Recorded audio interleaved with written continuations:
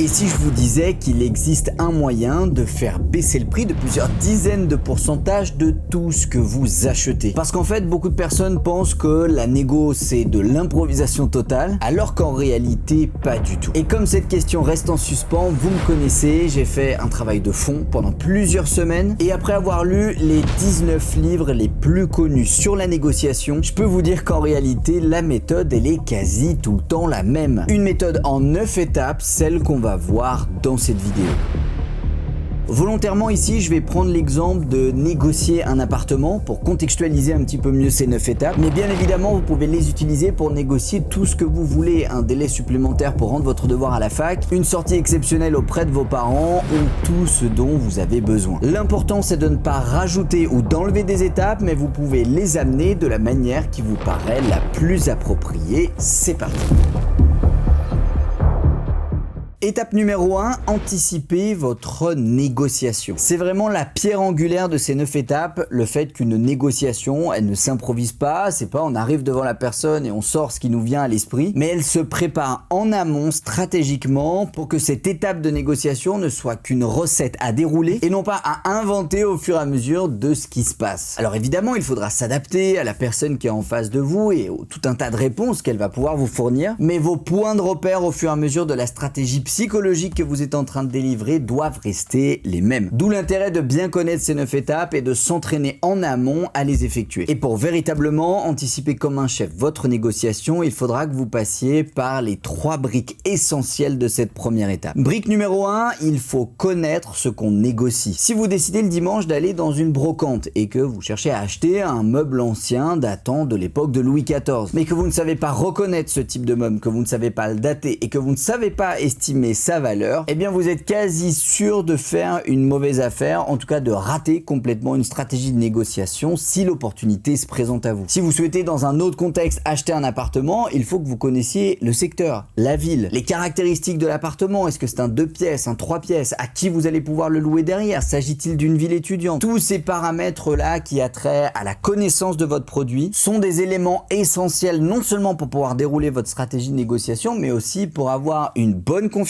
en vous, ce qui est indispensable dans le cadre d'une négo. Brique numéro 2, savoir exactement combien est-ce que ça vaut. Allez visiter un appartement de 50 mètres carrés à Villefranche-sur-Saône qui fait 2 pièces et qui est situé à tel endroit, c'est bien, mais aller le visiter sans savoir aux yeux du marché combien il vaut, c'est une hérésie absolue. Parce qu'en fait, toute chose dans la vie a une valeur de façade et également une valeur de marché. La valeur de façade, c'est le prix qui va être inscrit sur l'étiquette, ou c'est celui que l'agent immobilier va vous donner au moment de la visite. La valeur de marché, c'est combien il vaut sur le plan statistique. Et pour ce qui est de l'immobilier, par exemple, on a déjà vu dans d'autres vidéos qu'il était possible de calculer très précisément la valeur d'un appartement en fonction de sa taille et de son emplacement, que vous pouvez aisément retrouver sur le site meilleuragent.com, que je vous invite à aller checker pour vous renseigner un petit peu sur cette astuce. Et en fait, la valeur de marché, elle existe pour toute chose, que ce soit pour l'iPhone qui filme cette vidéo, pour le meuble Louis XVI dont on parlait tout à l'heure, ou pour n'importe quel élément que vous souhaiteriez négocier. Cette valeur de marché, elle dépend de 2 choses, l'offre et la demande. Plus l'offre est importante, plus ça aura tendance à baisser le prix vers le bas, et plus la demande est importante, et plus ça aura tendance à monter le prix vers le haut. Brique numéro 3, connaître exactement les points forts et les points faibles de ce que vous tentez de négocier. Dans une négociation, vous allez le voir, tout est question de balance entre ce qui ferait qu'on n'achèterait pas ce qu'on a sous les yeux et ce qui ferait qu'on a très envie de l'acheter. Et c'est ce jeu entre ces points forts et ces points faibles qu'on va utiliser au fur et à mesure de notre recette de cuisine pour faire vivre un véritable ascenseur émotionnel à notre vendeur et maximiser le plus possible le fait qu'il baisse son prix. Aller visiter un appartement sans avoir regardé les photos, sans savoir s'il y a des choses à rénover, si les fenêtres sont en simple ou en double vitrage, c'est mettre sur le devant de la scène l'improvisation et j'espère qu'à cette étape de la vidéo, vous l'avez compris, improviser pour négocier, ce n'est absolument pas une bonne astuce. Étape numéro 2, se synchroniser avec le vendeur. L'être humain, de manière générale, dites-vous qu'il sera toujours plus enclin à dire oui à quelqu'un qui lui ressemble. Que ce soit en termes d'aspect physique, mais également en termes de façon de parler, de valeur, d'habillement. Et c'est pour ça qu'il est très important de se synchroniser, c'est-à-dire de singer d'une manière discrète et stratégique la personne qui est en face de vous dans une négociation. Pour vous donner un exemple concret, si vous allez visiter un appartement pour le négocier, que vous vous arrivez à la visite avec un costume 3 pièces, une Rolex au poignet et que vous garez votre Ferrari sur le parking, alors que la personne qui est en face de vous est quelqu'un de très simple et qui n'a pas du tout les moyens de s'acheter tout cela, eh bien il y a de très fortes chances que cela ne joue pas du tout en votre faveur dans la négociation. Et la meilleure position à adopter quand il s'agit de négociation, d'après les nombreux bouquins en psychologie que j'ai pu éplucher, c'est non pas une position basse, c'est-à-dire de se mettre en dessous de la personne qui est en face de vous, ni une position haute qui est le fait de paraître écrasant, supérieur, au-dessus socialement de la personne qui est en face de vous, mais bien sur une position de neutralité, car c'est ça qui sera le plus agréable pour le vendeur et là où il pourra se retrouver au maximum. Autre exemple, si votre vendeur est très axé sur des valeurs telles que la famille, le partage, la communauté, et que vous arrivez à votre visite et vous lui indiquez que la seule chose que vous allez regarder c'est le taux de rentabilité et tout le reste vous n'en avez rien à faire, et bien encore une fois il y a de grandes chances que ce soit quelque chose qui entrave votre négociation, tout simplement parce que votre système de valeurs étant trop éloigné de celui de votre vendeur, il ne sera pas enclin à baisser son prix. Et c'est là où la négociation est un véritable art et un savoir-faire pour se calquer en quelques coups d'œil, en quelques phrases sur la carte du monde, le modèle du monde de la personne qui est en face de vous. Étape numéro 3, détourner l'attention et identifier l'objectif du vendeur. C'est une méthode de base reprise dans quasiment tous les bouquins qui traitent de négociation, le fait de détourner l'attention de la personne qui est en face de vous de son objectif, qui était bien évidemment, avant de commencer à discuter avec vous, de tirer le prix le plus important possible de ce que vous êtes en train de visiter, et bien c'est augmenter les chances qu'elle puisse par la suite oublier le prix qu'elle s'était fixé comme plancher dans sa tête et donc baisser un petit peu plus le prix dans le cadre de la négociation. À titre personnel, j'aime énormément parler de sujets perso à cette étape. Qu'est-ce qu'il fait dans la vie? Où est-ce qu'il travaille? Est-ce qu'il habite dans le coin depuis longtemps? Des questions qui tournent autour du bien immobilier en question mais qui ne sont pas directement reliées aux caractéristiques de l'actif. Ces questions d'ailleurs ayant pour objectif de découvrir l'objectif du vendeur, c'est-à-dire de pouvoir répondre à la question très clairement: pourquoi est-ce qu'il veut vendre cet appartement? Et ça va vous apporter du matériel ultra précieux pour votre négociation, parce qu'un vendeur qui veut vendre vite, un vendeur qui a besoin d'argent ou un vendeur qui a un projet avec la vente de cet appartement, c'est un vendeur qui sera plus enclin à faire baisser son prix. Cette étape 3, elle est vraiment là pour déchiffrer de manière indirecte la carotte et le bâton du vendeur. Qu'est-ce qui va le motiver à faire baisser le prix et quelle est la carotte que vous allez pouvoir agiter face à lui pour pousser à la vente? Ça peut être la rapidité, ça peut être que vous êtes garanti déjà de n'avoir aucun refus bancaire. Et le bâton, c'est-à-dire qu'est-ce qui fait peur en vendeur, qu'est-ce qui le pousse à vendre? Ça peut être la réglementation en termes de DPE, les travaux effectués ou les travaux de copropriété qui sont à prévoir et dont le vendeur n'a pas l'argent pour s'en occuper. Quoi qu'il en soit, identifier cette carotte et ce bâton, c'est encore une fois des ingrédients super pertinents pour votre négociation. Étape numéro 4, valoriser l'objet. Dans 99% des cas, l'ego est ce qui vous fera gagner une négociation. Et pour flatter l'ego, quand il s'agit de négociation, on peut faire des remarques positives sur l'homme ou la femme qui est en face de nous, mais on peut également flatter sans commune mesure l'objet de la négociation pour ce qui est de notre exemple de l'appartement. Tout ça va faire monter la valeur perçue de l'objet auprès du vendeur, qui va du coup se rapprocher de sa cible et commencer à toucher du doigt le fait que ça y est, il pense qu'il va réussir à vendre au prix affiché. Et c'est là bien sûr où on fait monter l'ascenseur émotionnel dans le sens positif et où le vendeur a des euros dans les yeux et est déjà en train d'expérimenter le fait de recevoir son argent dans sa poche. Alors évidemment à cette étape il faut valoriser sur des choses qui sont vraies. L'idée n'est pas de passer pour un touriste, et si les fenêtres sont en simple vitrage, ne dites pas: oh c'est super, les fenêtres sont de simple vitrage, moi j'adore le simple vitrage. Non, il faut que ce soit quelque chose de cohérent. Apportez les points positifs que vous avez déjà repérés et anticipés sur l'appartement que vous êtes en train de visiter. À cette étape, ne passez pas plus de 2 ou 3 minutes. L'idée est simplement de faire prendre la mayonnaise et encore une fois monter l'ascenseur émotionnel au top du top. Étape numéro 5, rassurez sur la capacité et l'envie de faire le deal. Quand vous allez visiter un appartement ou quand vous allez négocier quoi que ce soit en fin de compte, il y a deux principaux éléments qui inquiètent le vendeur avant même la visite. La première, c'est votre capacité à acheter. Pour ce qui est d'un bien immobilier, ce sera votre capacité d'endettement. Pour ce qui est d'un objet, d'une voiture ou quoi que ce soit, ce sera la capacité financière que vous avez à l'acheter. Deuxième élément qui inquiète le vendeur, c'est l'envie de faire le deal. Parce que si vous avez déjà fait des brocantes, si vous avez déjà vendu des appartements, vous le savez, la quantité de touristes qui sont capables d'entamer une négociation, de discuter, de négocier, de visiter, elle est colossale, et il y a même des gens qui, ne sachant pas quoi faire le dimanche, décident d'aller visiter des appartements. simplement. Il est donc important à cette étape, toujours dans une perspective de faire monter l'ascenseur émotionnel le plus haut possible, de rassurer le vendeur à la fois sur votre capacité d'acheter ce qu'il vend et en même temps sur l'envie véritable de faire ce deal. Pour ça, je vous conseille de jouer carte sur table. Dites-lui que vous êtes déjà suivi pour une banque pour cet achat, que vous avez de l'argent de côté et que vous avez véritablement envie d'acheter, que c'est un projet qui vous tient à cœur depuis de nombreux mois. Bref, vous l'avez compris, brodez quelque chose qui permet de convaincre le vendeur en face de vous. Étape numéro 6,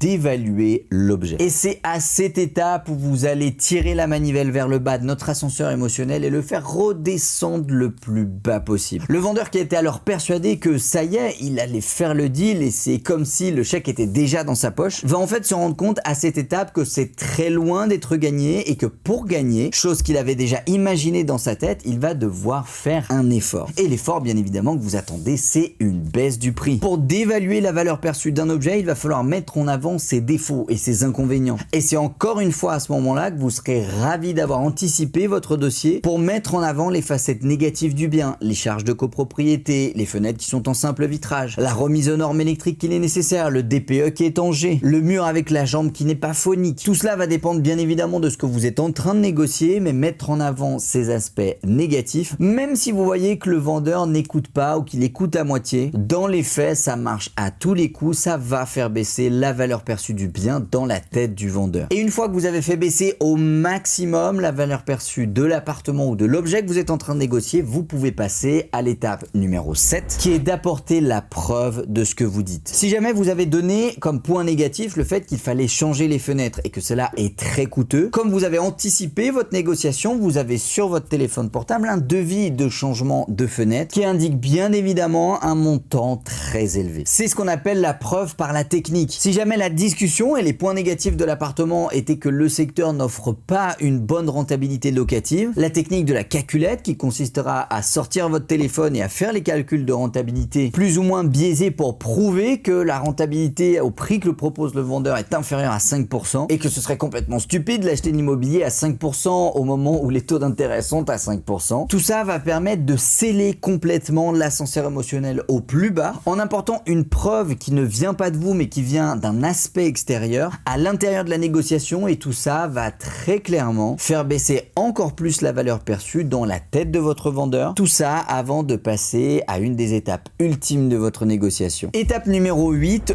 demandez le meilleur prix. C'est également une règle que vous retrouverez dans quasi tous les bouquins de négociation. Il ne faut jamais faire le premier pas dans une négociation. Et à titre personnel, je commence toujours par cette phrase. Au vu des différents aspects qu'on vient de voir ensemble, quel est le meilleur prix que vous puissiez me donner pour votre appartement? À ce moment-là, le vendeur, si vous avez bien effectué les étapes de 1 à 7, dans 90% des cas, aura tendance à donner un prix inférieur à celui qu'il avait affiché sur son annonce ou son étiquette. À ce moment-là, vous voyez que la faille est ouverte, vous allez pouvoir vous engouffrer à l'intérieur pour faire baisser encore plus le prix par rapport à celui qui était proposé comme étant le meilleur. Et c'est également à cette étape, si vous voyez que le prix n'a pas bougé, vous pouvez complètement sortir de votre stratégie de négociation parce qu'à priori, soit vous avez mal effectué les 7 premières étapes, soit le vendeur en face de vous n'a pas réellement envie de vendre l'objet source de la négociation. Et si la faille est existante, vous allez pouvoir passer à l'étape numéro 9. Proposer le bon prix. Le bon prix, c'est celui que vous aurez défini en amont de la visite. C'est ce qu'on appelle le prix cible. C'est celui auquel vous êtes prêt à faire le deal et à acheter l'objet en question. Ce que je vous conseille à cette étape 9, pour ne pas griller toutes vos cartouches d'un coup, c'est d'abord de proposer un premier prix situé 20% en dessous de votre prix cible. Pour vous donner un exemple concret, si vous êtes prêt à acheter l'appartement pour un prix de 100 000 euros, je vous conseille tout d'abord ici de proposer le prix de 80 000 euros comme base de négociation pour cette étape. Si vous voyez que ça ne passe pas, vous pourrez monter en précisant bien que c'est un cadeau de votre part et que vous y perdez de l'argent, un prix de moins 10% par rapport à votre prix cible, ce qui représentera dans notre exemple 90 000 euros. Et si encore une fois cela ne marche pas, plusieurs solutions s'offrent à vous. Faire un break dans la négociation et dire que vous allez réfléchir et revenir vers le vendeur plus tard. Ou si vous sentez à ce moment-là, et il s'agit de quelque chose d'assez instinctif en fin de compte, qu'il y a possibilité de clôturer le deal dès maintenant, proposez votre prix défini comme cible. Et à ce moment-là, au moment où vous proposez votre prix cible, il faut être ferme et directif, car c'est le dernier prix auquel vous êtes prêt à acheter l'objet en face de vous. Si ce prix-là ne convient pas pas, eh bien c'est terminé. Et là, il faut être ferme et ne surtout pas déroger à cette règle, sous peine de faire une mauvaise affaire. Et donc, si le prix cible ne satisfait pas les exigences de votre vendeur, eh bien c'est tout simplement que la négociation n'aura pas marché. Et peut-être qu'elle n'aura pas marché parce que l'une de vos étapes n'aura pas été effectuée correctement. Et c'est pour ça qu'après toute négociation, il est important de se faire un feedback pour savoir ce qu'on aurait pu faire différemment pour avoir un résultat différent. Mais il est aussi possible que le vendeur ne soit pas prêt à négocier au tarif que vous souhaitez. Ces 9 étapes sont vraiment pour moi la clé de toute négociation. Et d'ailleurs, elles sont enseignées dans toutes les plus grandes écoles de commerce dans le monde, avec certaines subtilités, certaines étapes inversées. Mais dans les faits, si vous effectuez ces 9 étapes, vous aurez négocié comme un chef. Pour ceux d'entre vous qui veulent aller plus loin, vous retrouverez dans la description de cette vidéo la liste de ces fameux 19 bouquins qui m'ont aidé pour l'écriture de cette vidéo. Et d'expérience, je peux vous le dire, après avoir négocié plus d'une centaine de biens immobiliers, cette méthode, elle fonctionne. Je vous invite à regarder plusieurs fois cette vidéo, à vous mettre ces différentes étapes dans les pattes, à organiser des petites pièces de théâtre avec vos amis pour vous entraîner à cette négociation, et vous verrez qu'avec celle-ci, vous serez inarrêtable. Bien évidemment, n'hésitez pas à vous abonner à la chaîne, je vous en serai extrêmement reconnaissant pour nourrir un petit peu l'algorithme YouTube, à mettre un like en dessous de cette vidéo si vous l'avez aimé, et sur ces belles paroles, je vous dis à bientôt, c'était Tim,